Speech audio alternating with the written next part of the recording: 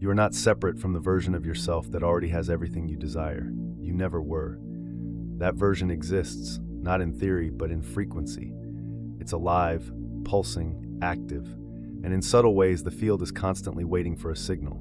But not just any signal, not a desperate plea, not a memorized affirmation, not a half-hearted visualization done out of duty. The signal the field understands is simple. Who are you deciding to be? Because in the end, the only thing the universe mirrors back is what you are energetically entangled with. Quantum entanglement isn't just some weird concept from physics. It's a reminder that you are already connected to the reality you want to live. The real question isn't, does that future exist? It's, why haven't you tuned into it yet?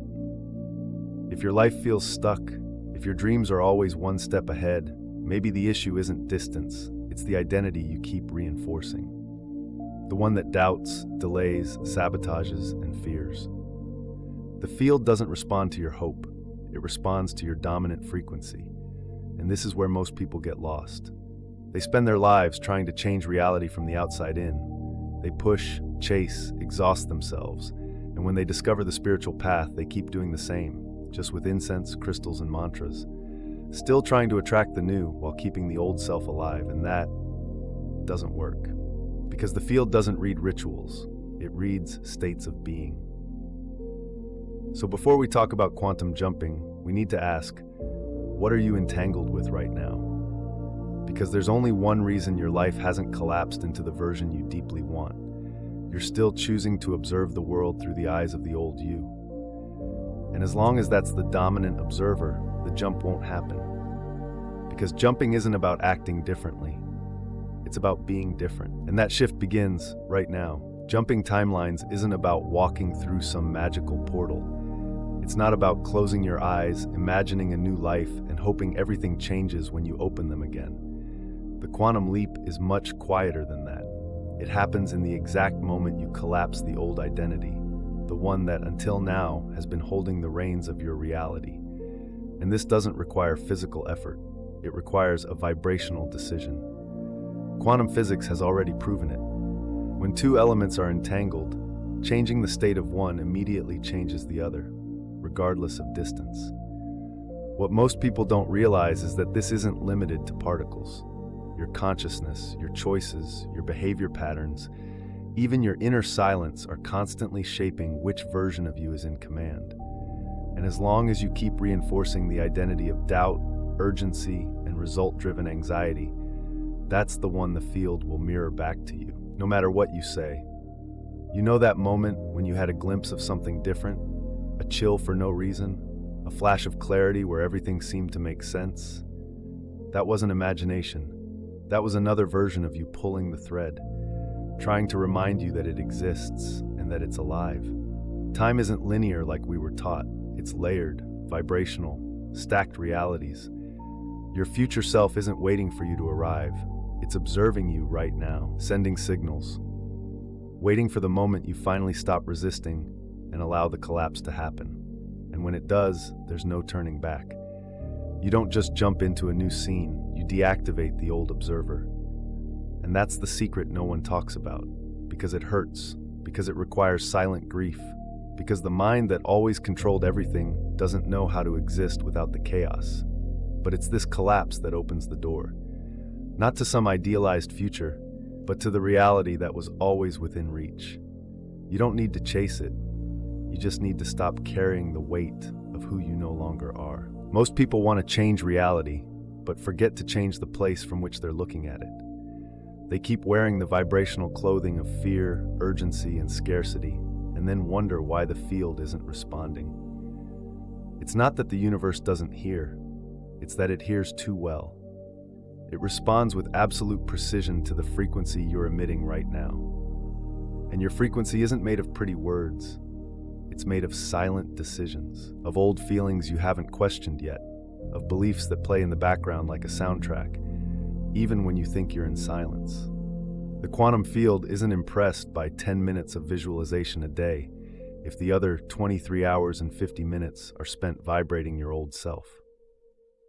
Real change happens when you collapse the old observer, not with force, but with awareness. When when you look clearly at your own repetition and say, "This is not me anymore." Not in theory, but in posture, in breath, in presence.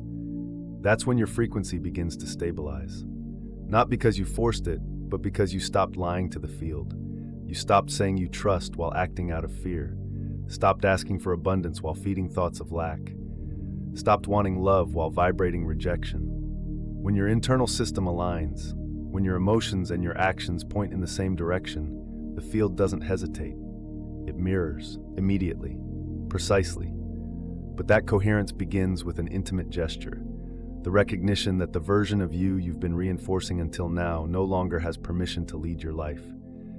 And this isn't a battle, it's a farewell, a quiet funeral for a self you wore for too long, not because it was right, but because it was familiar. And only when that version stops being your main reference can the frequency of the new begin to take up space. Most people picture the quantum leap as a spectacle, lights, bells, and an avalanche of miracles waiting on the other side. But the real leap is almost invisible. It doesn't scream, it dies in silence. It's the death of the old identity, the one that negotiated with doubt, that felt too small to dream big. The leap doesn't begin when you achieve something out there. It begins the moment you allow a part of you, the part that still self-sabotages, to stop steering the wheel. That's why jumping timelines isn't a physical move. It's an internal collapse, a vibrational rupture with everything you've been tolerating out of fear. It's no use visualizing a new reality if you're still feeding the thoughts, emotions, and habits of the old world. The field doesn't respond to hope, it responds to conviction. And here's the key point. You don't manifest what you want. You manifest who you are. And who you are is defined by the identity you sustain with the most consistency, not in words, but in silent thoughts, in automatic gestures, in choices you repeat without even noticing. The real question isn't how do I jump? It's who needs to step aside so I can leap? And yes, it might hurt a little, because even the versions of us that sabotage offer comfort. They're familiar, predictable, old companions, but they have no place in the new field. The new timeline demands clarity, courage, and above all, energetic coherence. That's what separates those who merely wish from those who collapse realities. There is no leap without confrontation. That's why the first step isn't visualization or affirmations or mantras, it's witnessing, sitting face to face with the version of yourself you're ready to let go of, not to judge it, but to acknowledge it. Because whatever you resist persists, but what you embrace dissolves. Look directly at this version of you. See how it thinks, how it reacts, how it self-sabotages. Feel the weight, the density of this version. You know it well. The second stage is rupture, and it doesn't need ceremony. Just an internal decision, firm, loving, and final. This is no longer who I am. It might hurt, it might bring resistance. The old self will scream, will try to prove it's still useful, but it only holds power if you keep believing its voice. And here's the shift. You're not fighting it, you're simply taking the microphone away. And then comes the most powerful part, choosing. But not choosing in thought. Choosing with your body, with your breath, with your behavior. Wearing the new identity, embodying what it believes, how it walks, what it no longer tolerates. The field doesn't need promises, it needs vibrational posture. It's no longer about what would this version do, it's about what would this version never accept again. And this process, witnessing, breaking, and choosing, is not a Sunday ritual. It's a way of existing, a daily commitment, a constant return. Each breath, each choice becomes an anchor in the new field. And when the identity stabilizes, the field organizes. Because in quantum mechanics, it is the observer's coherence that shapes the form of reality. Here's the truth almost no one tells you. The version of you who already lives everything you desire is not a fantasy. It's an energetic memory, an active path, just waiting for you to have the courage to step onto it. It's not distant, not theoretical. It already exists, and it's coded into your field. And the closer you move toward it, the more reality begins to reorganize events around you to confirm, yes, this is the way. But this new timeline isn't built on scattered visualizations or soulless affirmations. It activates when you stop operating from the self that's just surviving, the one that keeps replaying the same stories of pain, scarcity, and waiting. the self that learned to see silent suffering as noble. You don't have to kill this version with force, but you do need to let it rest. It served its purpose. Now it's you who gets to choose who writes the next chapter. And what happens when you wear this new version of yourself? The field responds. And here's the curious thing, sometimes it responds with disruption. Relationships fall out of sync, situations begin to fall apart, things that once felt safe start to feel uncomfortable. Not because you took the wrong path, but because you're leaving the old frequency. It's like switching radio stations. For a moment, they're static, but if you stay tuned, the signal clears. And when it clears, the leap becomes inevitable. That's the secret behind the quantum jump. It's not about force, it's about stability. You don't need to convince the universe. You just need to prove through your coherence that you will no longer collapse into the old self. That vibrational steadiness, that's what rewrites the lines of your destiny. And if you've made it this far, it's because you're already holding the pen. Many people think the quantum leap is the end, the triumphant arrival into a new reality. But the truth is, the leap is just the beginning.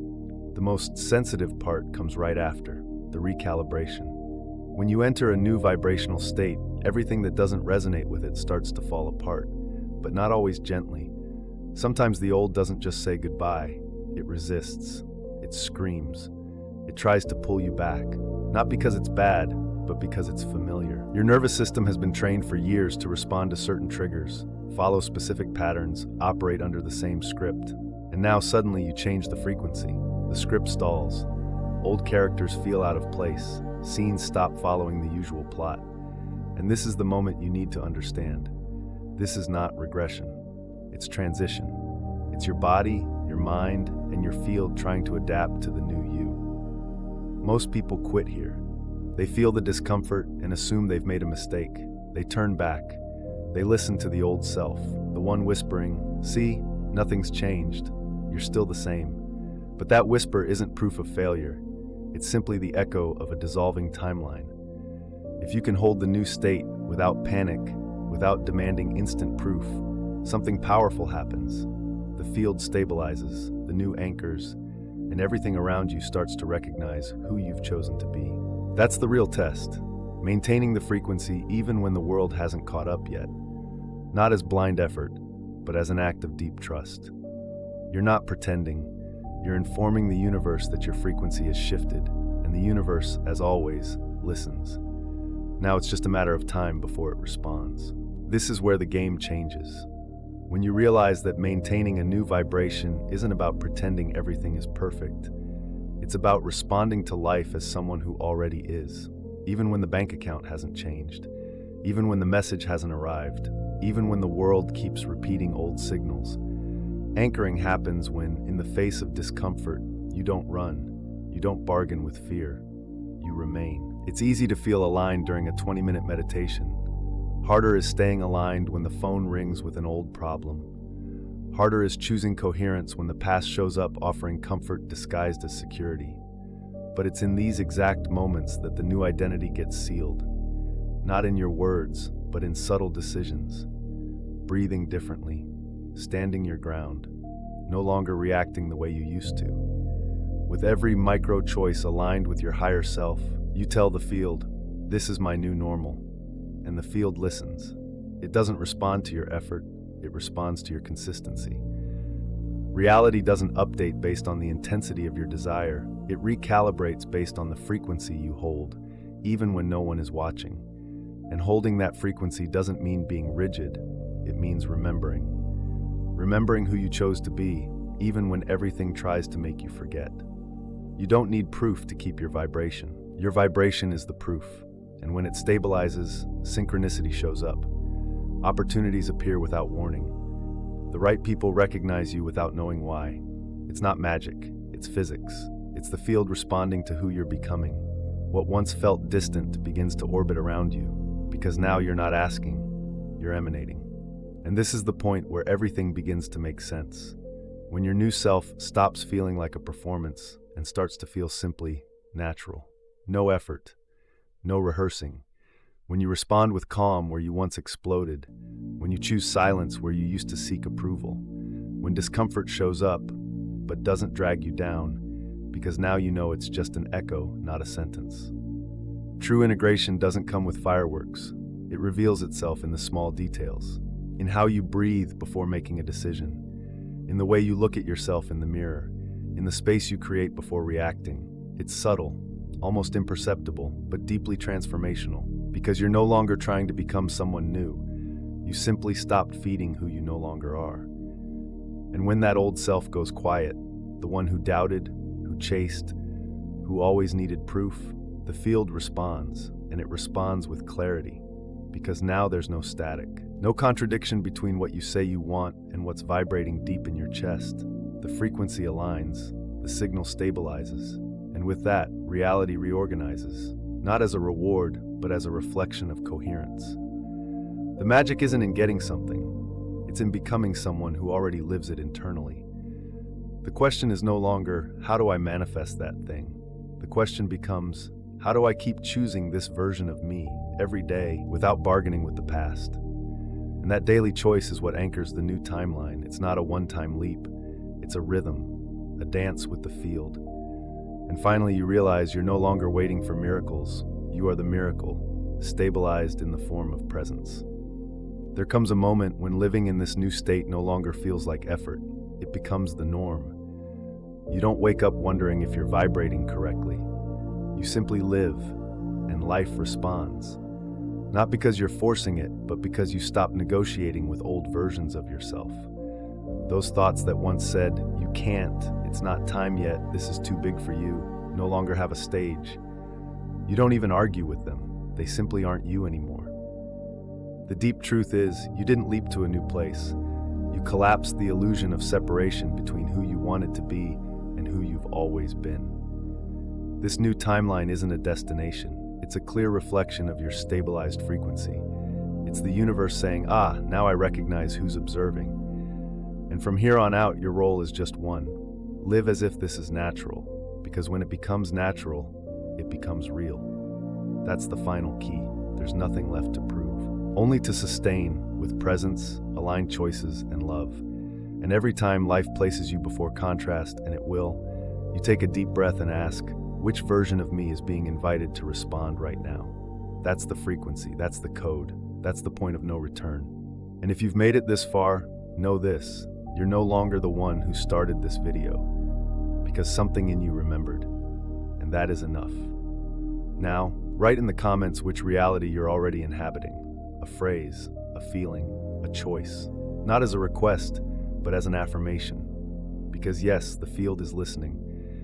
If this message awakens something in you, even if it was just a softer silence, a deeper breath, a subtle remembrance of what you already know, then the jump has already begun. Now share this field. Comment below which reality you're choosing to inhabit, a phrase, a feeling, a new name for your frequency. Subscribe to the channel if you want to remain in this vibrational space, not out of obligation, but out of resonance. Because when you say I'm here, the universe listens.